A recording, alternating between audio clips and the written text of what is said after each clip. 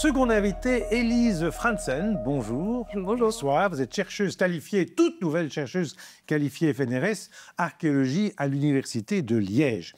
Alors, c'est vrai que j'ai remarqué durant ces 10 émissions que les chercheurs, chercheuses avaient eu un choc dans leur jeunesse. Et vous, un choc pour devenir chercheuse ? Ah ben, moi, c'était vers l'âge de 15 ans, lors d'un voyage scolaire en Andalousie avec le cours d'espagnol. Où j'ai visité l'Alhambra et où je suis restée absolument médusée face à tant de beauté. Et notamment par le fait que les décors qu'on voyait sur les murs étaient en fait des poèmes.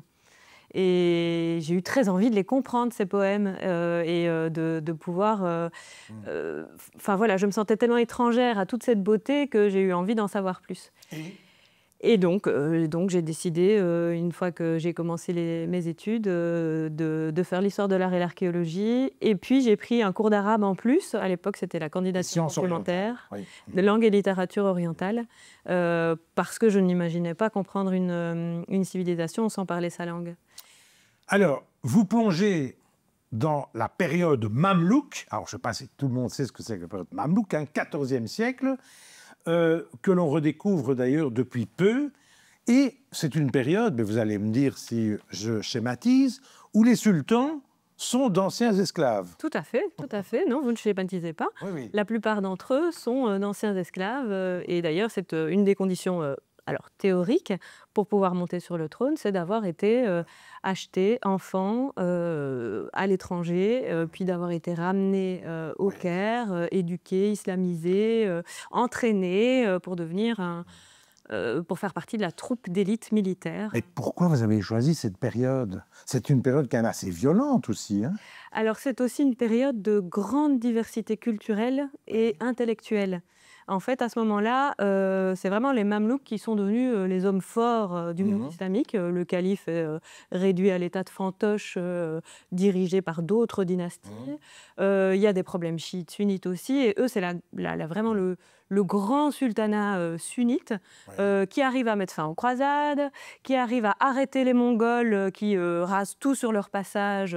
Depuis très longtemps, ils ont rasé Bagdad, ça a été un traumatisme terrible pour le monde islamique.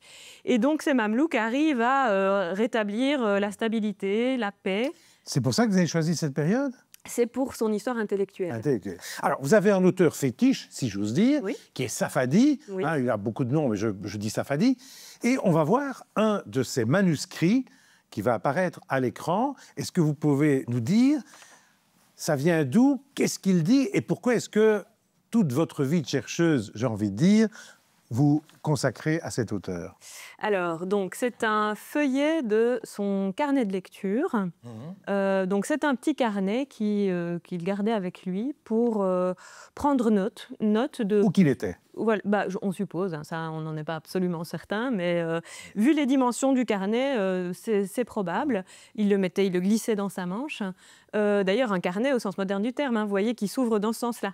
Ah oui. Donc voilà, et donc il y notait tout ce qu'il entendait, tout ce qu'il lisait, qui lui semblait pouvoir être utile pour rédiger ses ouvrages par la suite. Et là, c'est un volume holographe, donc c'est-à-dire entièrement de sa main. Donc c'est un original que j'ai découvert à Berlin il y a peu, qui était donc... Et que vous avez traduit? Non, je ne l'ai pas traduit. Vous comprenez quand même l'essentiel. Bien entendu, mais l'objet de mes recherches n'est pas faire de la traduction. C'est plutôt d'étudier le contenu et de contextualiser l'utilisation de ces outils. Alors, il paraît que cette époque mamelouk, c'était une époque où il y avait une surabondance d'infos, un peu comme aujourd'hui on pourrait parler d'infobésité. Est-ce que c'est pour ça que vous avez fait des liens entre ce carnet, cette époque, et nous?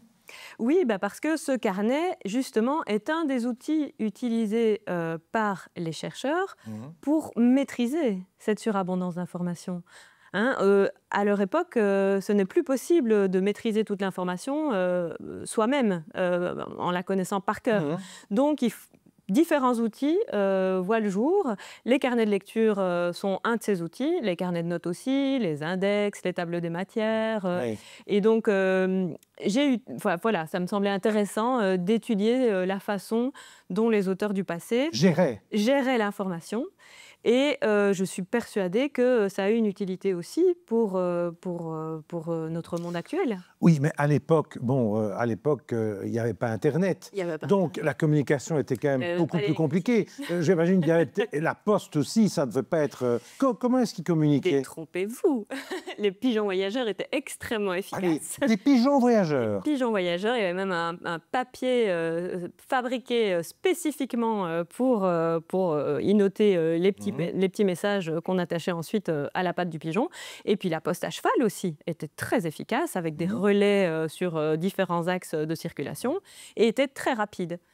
Alors, votre auteur, il paraît que c'est un peu un obsessionnel qui maniait la langue mieux que quiconque alors qu'il était turcophone au départ, et qu'il faisait des jeux de mots. Donc, en plus, il y a un aspect littéraire à ses notes. Oui.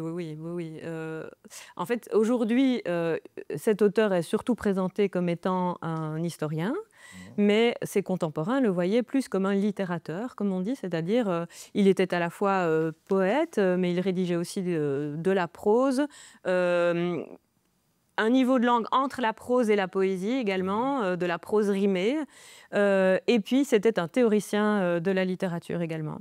Et effectivement... il était très friand des jeux de mots et de devinettes ou des petites blagues. Alors, on va voir maintenant un autre manuscrit qui n'est pas de lui, mais qui est une copie de ce qu'il a écrit. Oui, c'est ça? Alors il est de lui, dans le sens où c'est le texte qu'il a lui-même écrit, mais il n'est pas holographe puisqu'il a été copié. Et ça aussi, c'est un indice de son importance, puisque... Un carnet de notes, finalement, un carnet de lecture, c'est quelque chose d'assez personnel et d'assez utilitaire dans une démarche intellectuelle. Et là, les personnes le suivant ont décidé que ce serait utile de le copier. Voilà. Donc, un peu comme vous jugez aujourd'hui que c'est utile de l'étudier. Tout à fait. Alors ça, on va le dire. Ce manuscrit, en fait, vous l'avez acheté, enfin pas vous-même, mais pour l'Université de Liège. Oui. Vous l'avez trouvé où ça? Alors, il était à vendre chez un antiquaire viennois. Oui. Donc vous êtes allé un peu comme dans Tintin, et vous avez négocié avec ce... D'abord, je suis allée vérifier si c'était bien un manuscrit. Pas un faux. Pas un faux et pas autre chose. Et donc, effectivement, j'ai passé une semaine à Vienne et je n'ai vu à peu près que le bureau de l'antiquaire où je consultais. Et alors, vous l'avez négocié? Et alors, oui. Marchandé? D'abord, je suis rentrée à l'université et j'ai essayé de voir si je pouvais trouver un financement. Ça a été possible. Et effectivement, j'ai négocié le prix à 2 reprises parce que c'était un prix très élevé. Et vous avez gagné combien? Donc chercheuse, mais aussi négociatrice? C'est mon expérience au Souk du Caire, ça, sans doute. Ah, d'accord. Oui. C'est vrai, vous avez vécu au Caire, évidemment. Oui. 40 €, vous avez gagné 40 000 €, je crois. Donc, oui, à peu près, oui. Voilà. Oui. Chercheuse, mais quand même un peu aventurière. Aventurière, je ne sais pas, mais en tout cas, effectivement, mon travail m'amène à voyager et à essayer de découvrir de nouveaux manuscrits dans les bibliothèques, et puis de comprendre ce que l'objet nous dit lui-même, tout autant que le texte, et donc de mener l'enquête pour comprendre pourquoi il est arrivé jusque-là, comment il a survécu. Détective. Un petit peu. Un petit peu, oui. Alors, après la période mamelouk et safadi, est-ce qu'à un moment donné, vous savez déjà où vous irez, où vous allez rester mamelouk?